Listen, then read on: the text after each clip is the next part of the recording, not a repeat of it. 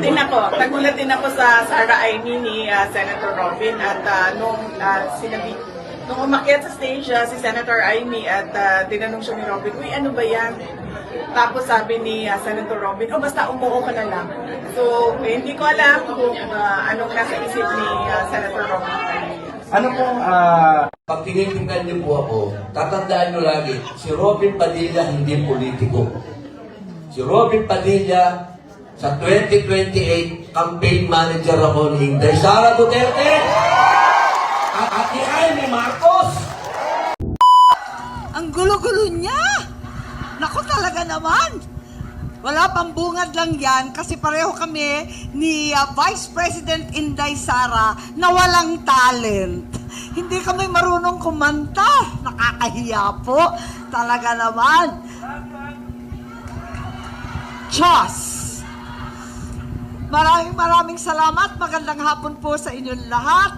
Na imbag nga malem kada kayo amin. Sino dito ay Get Ilocano? Ayan, Ilocano met gayem. At maupay, nga kulo, pa inyong nga tangan, mawaray-waray. Maayong hapon sa inyong lahat. Assalamualaikum, warahmatullah, wabarakatuh. Tuwan-tuwa po ako makapiling kayo at palibhasa nag-English si Robin. It's a great joy and privilege to join you this afternoon. A welcome respite from the travels of politics and the Senate. At least nakaligtas kami, nakatakas kami ni Robin.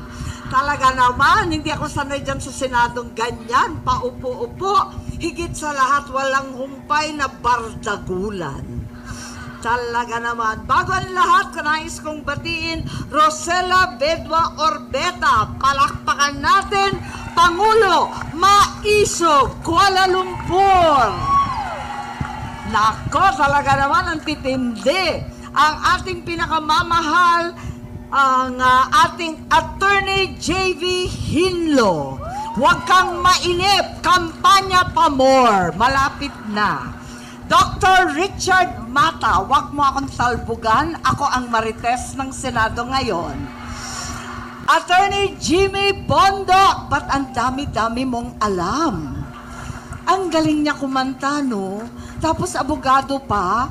At higit sa lahat, nag-honeymoon pa yan, bagong kasal. Ang Attorney Isabel, alam naman ninyo, baka umalis dito buntis na. Ayan, success. Ay, totoo? Totoo pala. Ayan, bagong Marites, pakikalat. Ayan, bongga. Higit sa lahat, syempre, ang aking dakilang seatmate, Senator Robin Padilla. Nako, talaga naman, hindi totoo na pogi yan, super pogi. O, diba? Mabait pa. O, diba? Higit sa lahat, kamuntik nang buntalin si Senator Joel Villanueva. Maisog kami talaga. Ako nasigawan ko si Risa Ontiveros. Sorry ha. Pasensya. Hindi ko natiis. Pasensya po. Talagang ganyan na. Walang overtime sa Senado. Napagod kami. At higit sa lahat, ang ating pinakamamahal VP, Inday Sara Duterte. Duterte, talaga naman.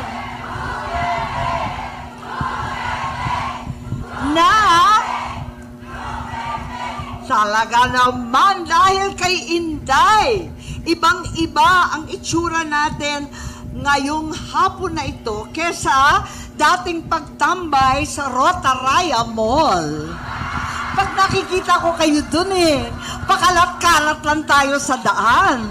Pero ngayon, nakapilipinyana mula ulo hanggang tiil. Wala akong masabi, ang bongga. Ang gaganda natin lahat, dapat araw-araw ganyan, kahit nagkukuskus ng banyo. Pwede po ba yun? Ang mga dakilang OFW, palakpakan po natin. Bawal ang homesick, andito kaming lahat. Ayan.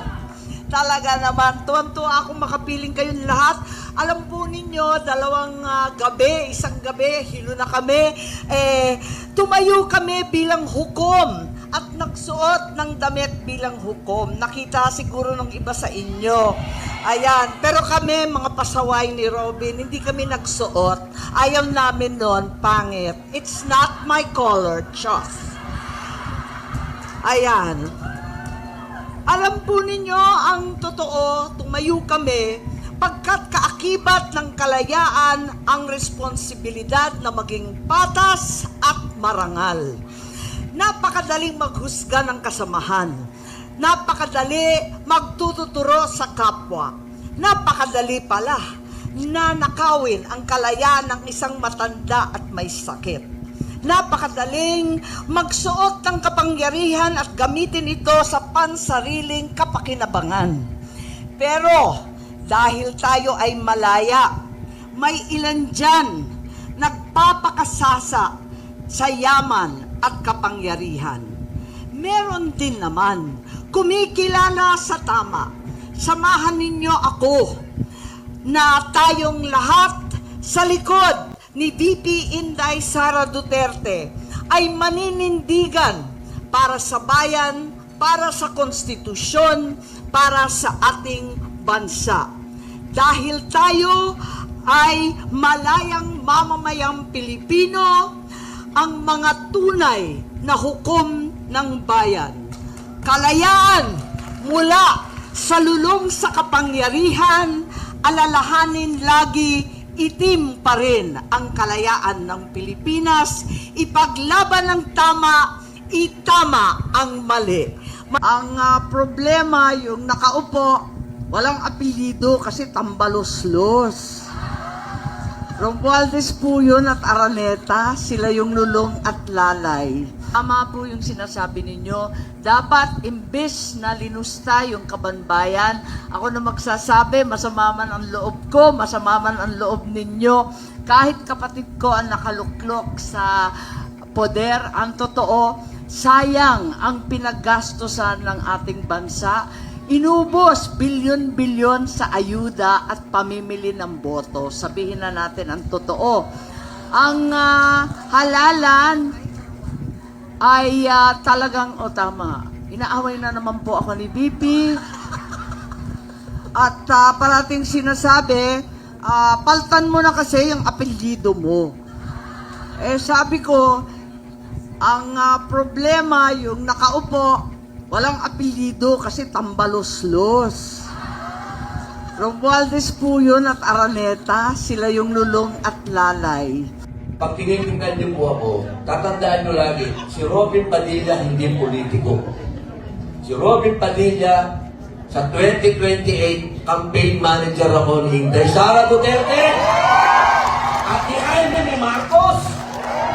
At siyempre, ang mga senador nila, Doc Mata, Jimmy Boto, Atty. Hillo, at kung sino pa ang pipiliin nila. Tandaan niyo po, ito na yung huli natin pagkakataon. Sana yung mga kamag-anak natin sa Pilipinas, kakausapin niyo sila, hindi tayo pwedeng puro galit. Dadating ang panahon na kayo ay muling susulat sa inyong mga balota. At pagdating ng araw na yan, tandaan po ninyo, yung hope, yung pag-asa.